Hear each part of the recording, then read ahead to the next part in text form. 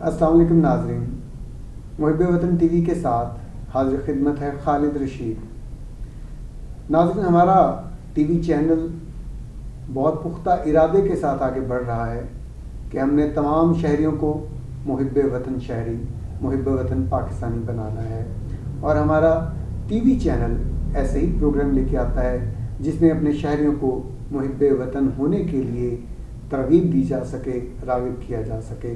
تو آج ہمارے ناظرین ملک کے جو معاشی حالات ہیں وہ اس بات کے متقاضی ہیں کہ ہر شہری محب وطن شہری ہونے کے ناطے اپنے بہترین کردار کو انجام دے تاکہ ملک اپنے معاشی مسائل سے نکل سکے۔ تو ناظرین، ملک کے معاشی مسائل، حالات اور ترقی اور ان ساری باتوں پہ گفتگو کرنے کے لیے آج ہمارے اسٹوڈیو میں ایک یقیناً بہت بڑے ماہر معاشیات موجود ہیں۔ میری مراد ہے جناب پروفیسر ڈاکٹر عبدالرؤف صاحب سے۔ جناب پروفیسر عبدالرؤف صاحب میریٹوریس پروفیسر ہیں۔ آپ کا تعلیمی جو کیریئر ہے وہ پنجاب یونیورسٹی کے ساتھ منسلک رہا۔ آپ شعبہ اکنامکس، معاشیات کا جو شعبہ ہے پنجاب یونیورسٹی کا، اس کے صدر بھی رہے، اس کے ہیڈ رہے۔ اس کے علاوہ ڈین فیکلٹی آف آرٹس کے بھی آپ فیکلٹی آف آرٹس کے ڈین کے طور پر بھی خدمات سر انجام دیتے رہے۔ تو ڈاکٹر صاحب جو ہیں یہ پاکستان کی معیشت پہ بڑی گہری نظر رکھتے ہیں۔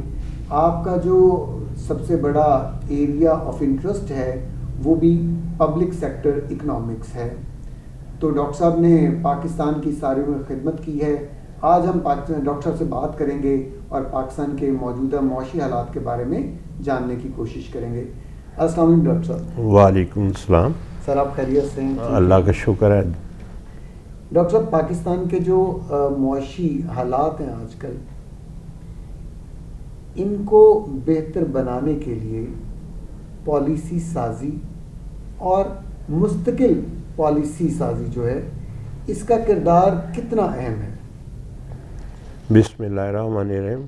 سب سے پہلے تو میں آپ کا شکریہ ادا کرتا ہوں کہ آپ نے اس موضوع پہ مجھے انوائٹ کیا۔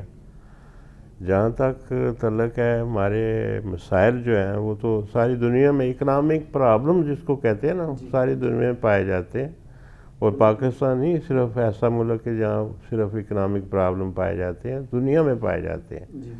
لیکن ان کو اوور کم کرنا یعنی ان کو ٹھیک کرنا یہ گورنمنٹ کی ذمہ داری پرائمریلی ہوتی ہے۔ اس کے بعد عوام کی بھی ذمہ داری ہے کہ وہ بھی اس پہ اپنی کنٹریبیوشن دیں۔ تو اس طرح ہمارا جو ملک ہے اس میں پرابلم ہیں کہ وہ سالویبل ہے، یعنی سالو ہو سکتے ہیں، یہ نہیں کہ سالو ہی نہیں ہو سکتے۔ تو میں تو یہی کہوں گا کہ سالو ہو سکتے ہیں۔ تو اس پہ ہی ہمارا فوکس بھی یہی ہے آج اس یعنی ٹاک پہ۔ تو اسی پہ ہم رہیں گے، انشاءاللہ بتائیں گے آپ کو کہ اس سچویشن میں کیا کرنا ہے اور اس دوسری سچویشن میں کیا کرنا ہے۔ اگر ہم یہ کریں گے تو اس کا امپیکٹ یہ ہوگا، اگر ہم دوسری چیز کرتے ہیں تو اس کا امپیکٹ یہ ہوگا۔ یہ ہم آپ کو بتائیں گے انشاءاللہ۔ بالکل جی۔ تو ڈاکٹر صاحب، یہ جو گورنمنٹ پالیسیز بناتی ہے ملک کی معیشت کو چلانے کے لیے، جی، کیا ان پالیسیز میں کسی تسلسل کی ضرورت ہے یا ہر دفعہ نئے سر سے پالیسیز بنانی چاہیے؟ میں بلیو کرتا ہوں کنٹینیوٹی پہ، کنٹینیوٹی ہونی چاہیے۔ اب گورنمنٹس تو بدلتے رہتی ہیں، ہر 5 سال کے بعد چانسز ہوتے ہیں کہ گورنمنٹ نئی آ جائے۔ تو جو چیزیں چل رہی ہیں ان کو کمپلیٹ کرنا چاہیے، اس کو ڈسکنٹینیو نہیں کرنا چاہیے۔ ڈیولپ کنٹری میں تو ایسے ہی ہوتا ہے۔ اگر آپ اگزامپل لیں امریکہ کی کہ وہاں ڈیموکریٹس آئیں یا ریپبلک آئیں تو وہ تو کنٹینیوٹی ان کی رہتی ہے، معاشی پالیسی کی کنٹینیوٹی رہتی ہے۔ ہمارے یہاں بھی ایسے ہی ہونا چاہیے، کیونکہ کنٹینیوٹی کے بغیر جو چیزیں مکمل نہیں ہوتی۔ تو میں تو کہوں گا کہ ان کو کنٹینیو رہنا چاہیے جب تک وہ ایک کچھ پروجیکٹس انہوں نے شروع کیے ہیں وہ ڈسکنٹینیو کسی صورت میں نہیں ہونے چاہیے۔ میں اس پہ بلیو کرتا ہوں کنٹینیوٹی بڑا امپارٹنٹ فیکٹر پلے کرتی ہے، اس کا جو ہے نا امپارٹنٹ رول ہے کنٹینیوٹی کا۔ تو اسی طرح یہ ہے کہ اگر آپ کوئی چیز کرنا چاہتے ہیں اور درمیان میں ڈسکنٹینیو کر دیں تو وہ پھر ثمرات عوام اینڈ رزلٹ تو بڑا خراب نکلے گا نا. یہ اس طرح ہے. تو ڈاکٹر صاحب یہ جو معاشی پالیسیاں بعض اوقات بدل جاتی ہیں، کیا یہ جو انویسٹر ہے، کاروبار کرنے والے لوگ ہیں، ان کی نفسیات پہ ان کو اثر انداز ہوتی ہیں؟ ان کو کاروبار کرنے سے کیا روکتی ہیں یا موٹیویٹ کرتی ہیں؟ بالکل روکتی بھی ہیں اور موٹیویٹ بھی کرتی ہیں. اگر وہ پالیسی ان کے لیے کنڈیوسو ہے، ان کے کام کرنے میں ہیلپ کرتی ہیں تو وہ موٹیویٹ ہوتے ہیں کرنے کے لیے. اگر ان کے ظاہر ہے یہ جو ہوتا ہے نا پرائیویٹ انٹرسٹ، وہ ڈپینڈ کرتا ہے کہ وہ کتنا اس میں ارن کریں گے، کتنا ان کو پرافٹ ملے گا، اس کے بغیر نہیں کوئی چلتا. تو یہی ہوگا کہ ان کو موٹیویٹ بھی کرتی ہیں، ان کو ڈسکریج بھی کرتی ہیں، دونوں چیزیں چلتی ہیں. اگر پالیسی ایسی ہے جس میں بزنسز جو ہیں وہ سمجھتے ہیں کہ ہمیں فائدہ ہوگا تو وہ اس کو موٹیویٹ ہوتے ہیں اس کو کرنے کے لیے. اگر وہ سمجھتے ہیں کہ نہیں تو وہ ان کو کوئی روک نہیں سکتا کہ آپ ضرور کریں، یا ان کو فورس نہیں کوئی کر سکتا کہ ہر صورت میں یہ کریں. یہ کوئی روک نہیں سکے گا ان کو. پرائیویٹ سیکٹر ہے، ان کی مرضی ہے، کریں یا نہ کریں. ہاں ان کو یعنی انکریج کرنے کے لیے کچھ انسینٹیوز دینا ضروری ہوتا ہے. مثلا میں سمجھتا ہوں کہ اگر کوئی پالیسی ایسی ہم بنانا چاہتے ہیں جو نیشن کے لیے بڑی اچھی ہے لیکن لوگ اس پہ نہیں آنا چاہتے، پھر انسینٹیو دینا پڑتا ہے. انسینٹیو کے بغیر نہیں. وہ کہتے ہیں incentives and punishments are very important to run the show. کوئی بھی دنیا میں کام ہے اس میں انسینٹیو بھی ضروری ہے، اس میں پنشمنٹ بھی ضروری ہے. آپ دیکھیں نا یہ لا بنتا ہے اس میں پنشمنٹ بھی ہوتی ہے. اور اگر ہم کہتے ہیں یہ کام ضروری ہے اور لوگ نہیں آنے کے لیے تیار، لوگ کرنے کے لیے تیار نہیں، تو اس میں انسینٹیو دینا پڑتا ہے. اچھا ڈاکٹر صاحب، حکومتیں تو ہر 5 سال بدل جاتی ہیں جی، اور یہ دنیا میں بھی ایسے ہی ہوتا ہے، کوئی پاکستان میں روکا نہیں ہوتا. صحیح ہے، بالکل صحیح ہے. اور جب ان وقت کے ساتھ ساتھ جب حکومتیں بدلتی ہیں اور آنے والی حکومتیں اپنی معاشی پالیسیاں پہلے سے یکسر بدل دیتی ہیں تو پھر کیا انویسٹر کے لیے آسان رہتا ہے کاروبار کرنا؟ ویسے میں عام طور پر سنا ہے کہ کئی انویسٹر جو ہوتے ہیں وہ نئی آنے والی حکومت کی کسی بدلتی ہوئی پالیسی کو دیکھتے ہیں اور اپنی انویسٹمنٹ نکالتے ہیں، کسی دوسرے ملک میں جا کے انویسٹمنٹ کر لیتے ہیں. تو ایسی صورتحال میں عام آدمی پہ اس کے کیسے اثرات مرتب ہوں گے؟ اور کیا پالیسیز ہر 5 سال میں بدلتے رہنا چاہیے؟ کچھ تسلسل برقرار رہے گا تو بہتری آئے گی. جیسے پہلے میں نے کہا کہ کنٹینیوٹی ضروری ہے.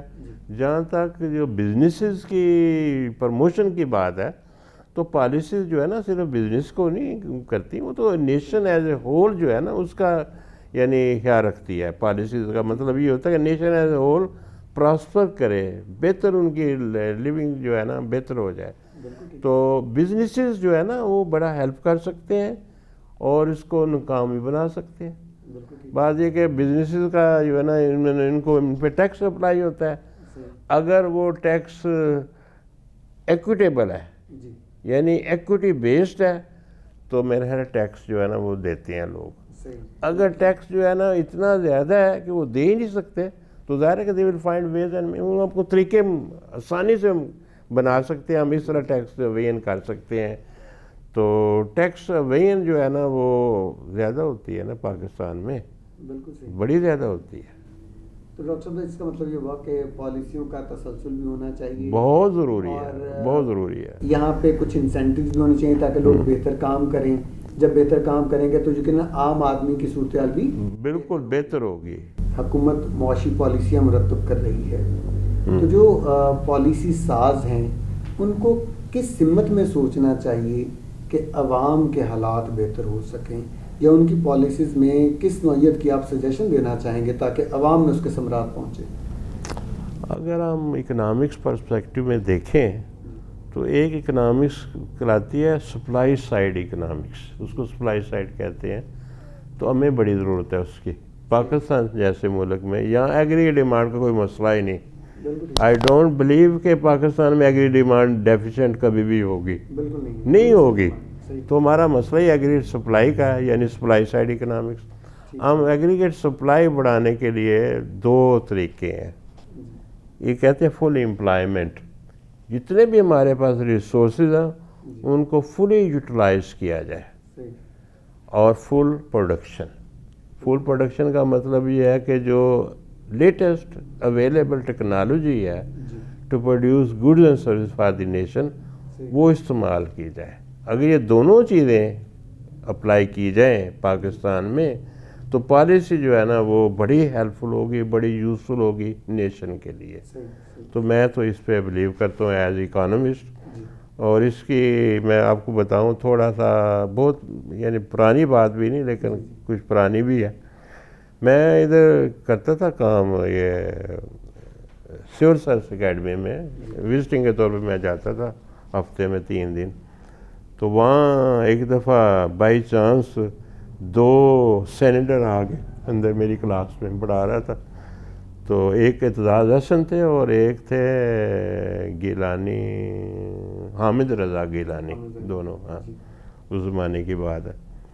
تو مجھے انہوں نے یہی کویسچن پوچھا جو آپ نے پوچھا نا کہ کیسے ہم نیشن کو یعنی زیادہ ڈیولپ بنا سکیں. کیسے ہے ظاہر ہے کہ if the people remain unemployed, لوگ ان امپلائڈ رہیں گے تو کچھ بھی نہیں ہو سکتا, بڑا نقصان ہوتا ہے.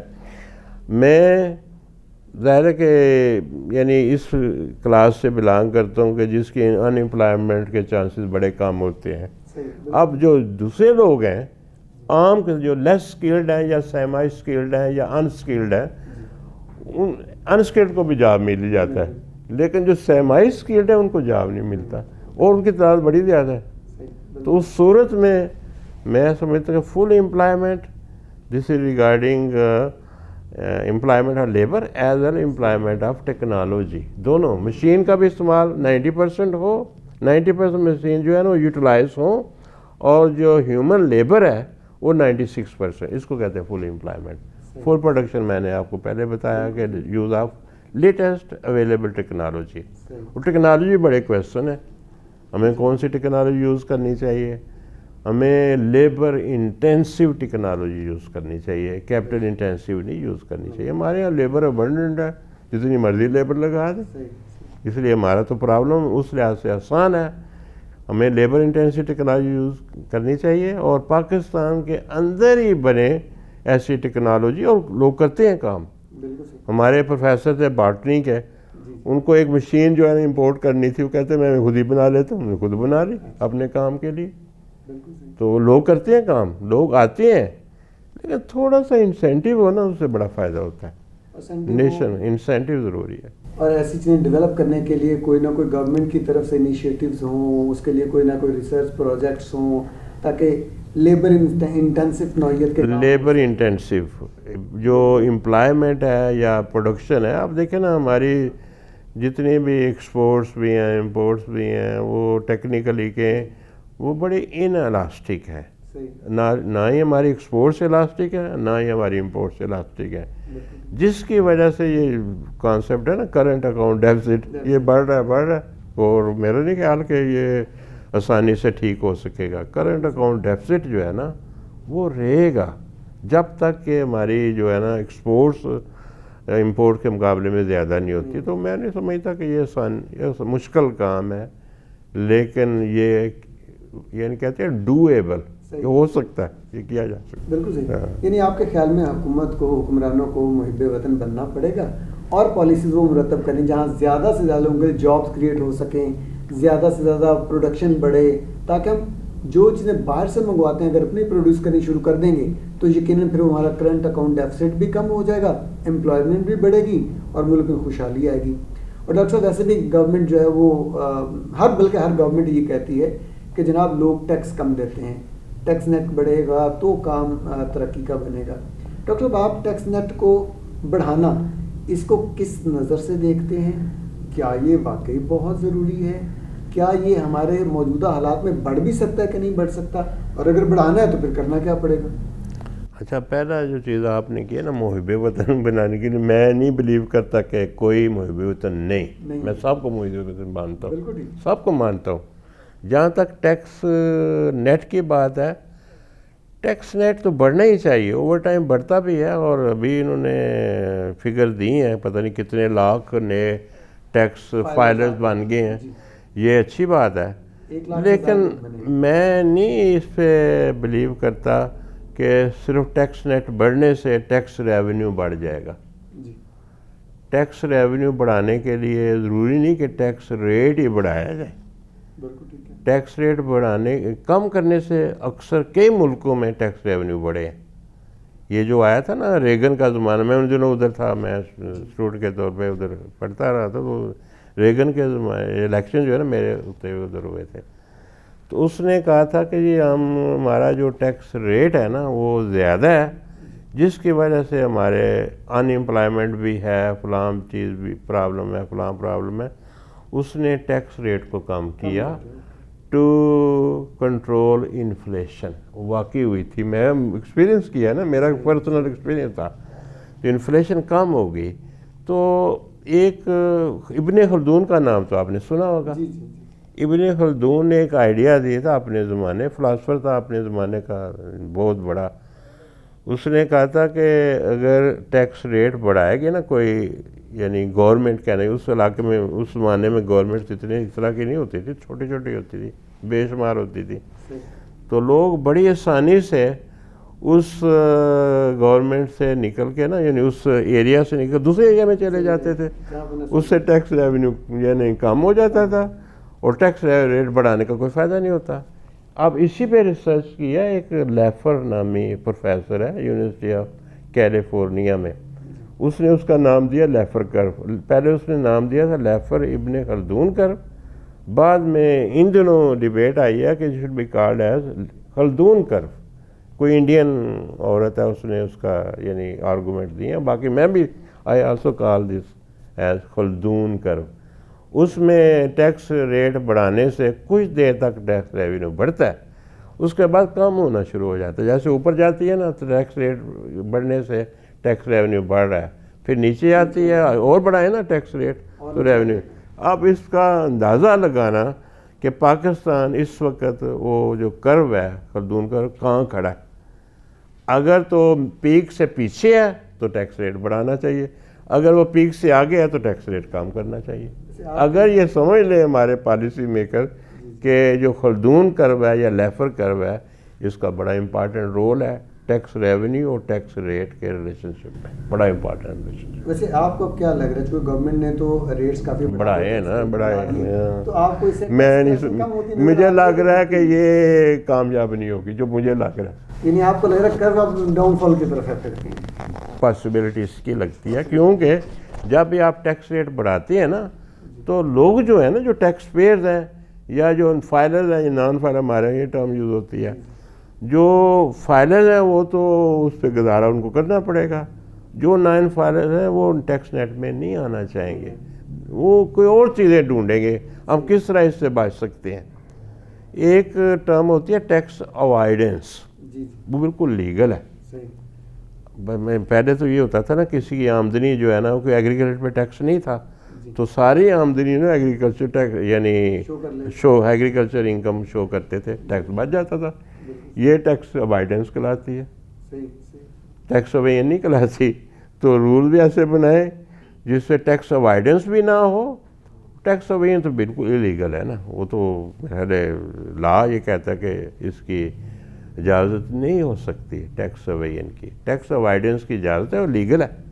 ٹیکس اوائڈنس لیگل، لیکن اس میں گورنمنٹ کی ذمہ داری ہے کہ ایسی پالیسی بنائے جس میں لوگ ٹیکس اوائڈ نہ کر سکیں.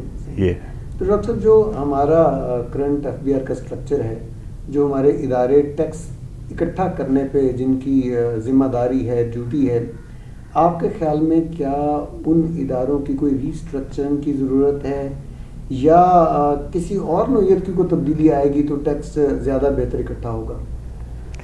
بات یہ کہ جو جتنے بھی گورنمنٹ کے ادارے ہوتے ہیں وہاں کرپٹ پریکٹسز بھی چلتی ہیں ساتھ ساتھ، اور ایف بی آر میں بڑی چلتی ہیں، جو مجھے اندازہ ہے، لیکن ظاہر ہے کہ فرسٹ ہینڈ ایکسپیرینس نہیں میرے پاس.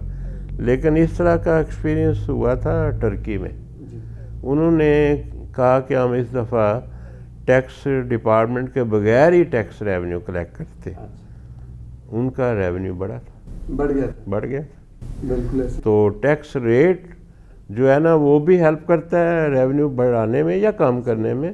اور ان کی جو ایڈمنسٹریشن ہے، ٹیکس ایڈمنسٹریشن جس کو کہتے ہیں، جو محکمہ کہتے ہیں، ان کا بھی رول بڑا امپارٹنٹ ہے. اگر وہاں یہ بھی سننے میں آیا کہ گورنمنٹ صرف 20% ریسیو کرتی ہے، 100 روپیز اگر ٹیکس بنتا ہے تو 40% اس کو سیو ہوتا ہے جو ٹیکس پیئر ہے, 40% محکمہ ایڈمنسٹریشن والوں کو مل جاتا ہے, یعنی اس کا حق نہیں بنتا, 0% ان کا حق بنتا ہے.